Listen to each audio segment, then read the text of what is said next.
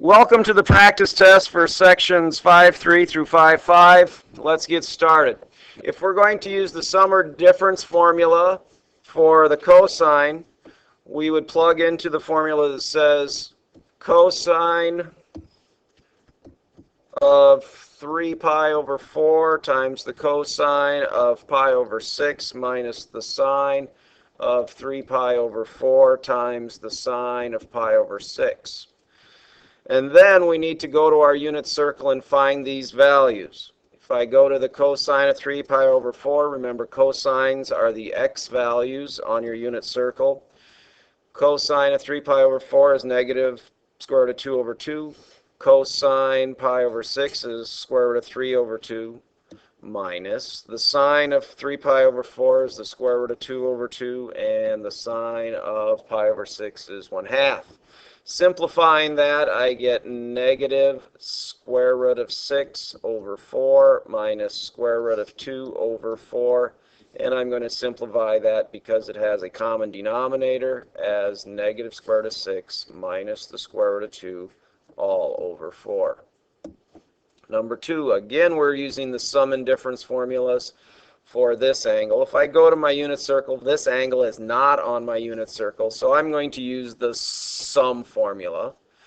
And I'm going to split 345 into the sine of 300, which I know, and the sine of 45, which I know. And basically we're using the same formulas as before, but this one's the sine, and the sine goes sine 300 times the cosine of 45 plus the cosine of 300 sine of 45. Going to my unit circle, I know that the sine of 300 is negative square root of 3 over 2. The cosine of 45 is the square root of 2 over 2 plus 1/2 times square root 2 over 2.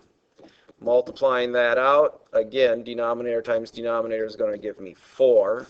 Going to have a common denominator, so I'm going to rewrite this as negative square root of 6 plus the square root of 2.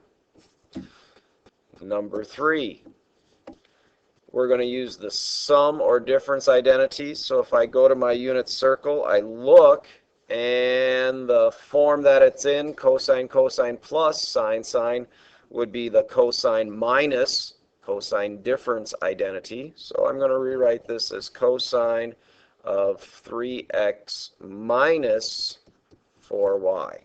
And that's as simple as it goes.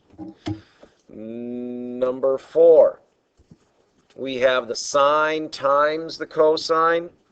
If I go down to product to sum formulas or product to difference formulas, I'm going to find one that says sine times cosine, and that's going to be equal to 1/2 out front times the quantity of the sine of 5 theta plus 2 theta plus the sine of 5 theta minus 2 theta.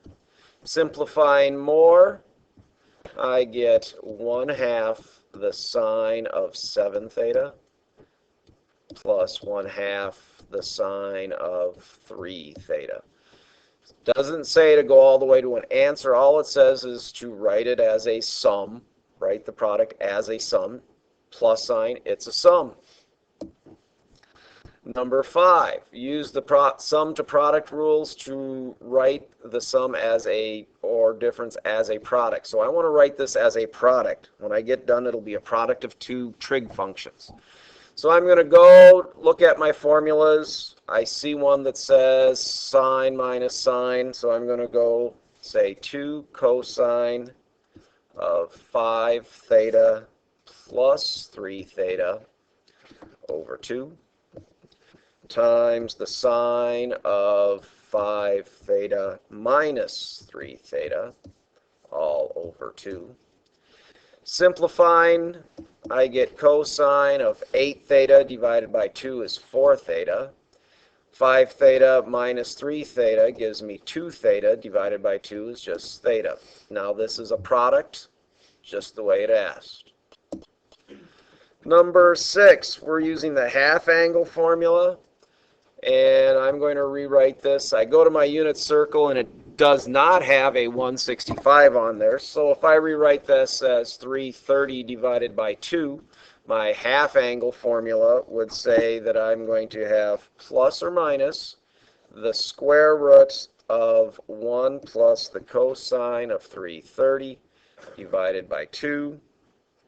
Simplifying, I get plus or minus the square root of 1 plus the square root of 3 over 2 from my unit circle, all over 2. Common denominator here, I'm going to write 1 as 2 over 2, and so that'll give me plus or minus square root 2 plus the square root of 3, all over 2. And that's all divided by 2. Instead of dividing by 2, I'm going to multiply by a half, which puts this over 4.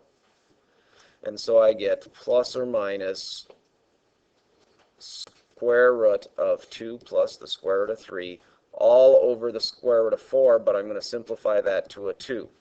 The last thing I need to look at is my cosine at 165 positive or negative, because we don't have both, we have one or the other. And if I look in the second quadrant, I know that the cosine is negative, so I'm going to get rid of that positive and leave it at negative. Question number 7, we're looking for some angles. Let me draw a triangle. 180 to 270 puts me in the third quadrant.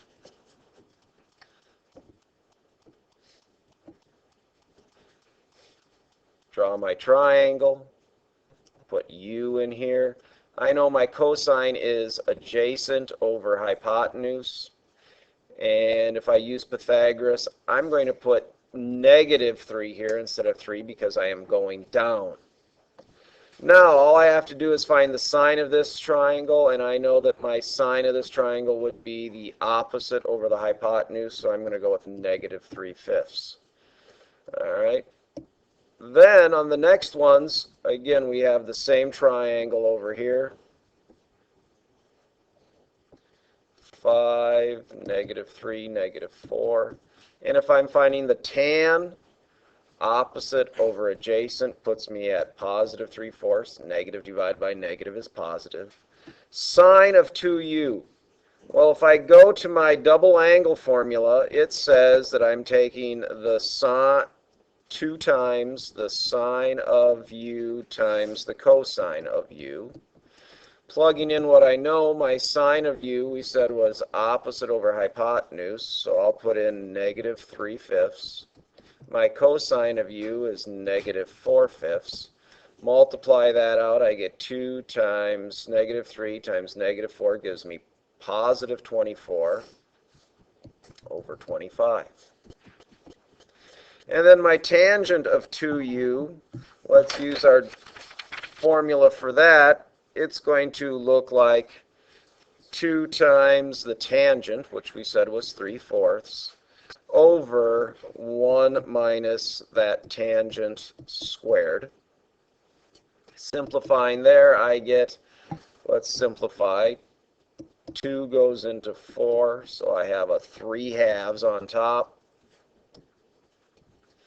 On the bottom, I get 1 minus 9/16, which is the same as 3/2 times, well, if I go with 16/16 here, 16 minus 9 gives me 7/16, but the reciprocal of that would be 16/7.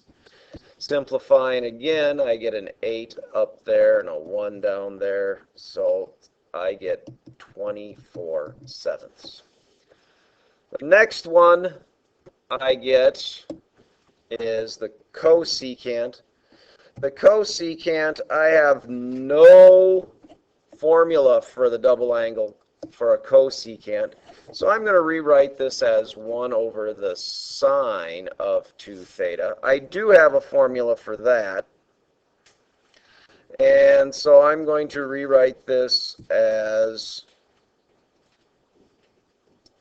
plus or minus. Again, we're going to narrow it down when we get there. Ooh, let's pause.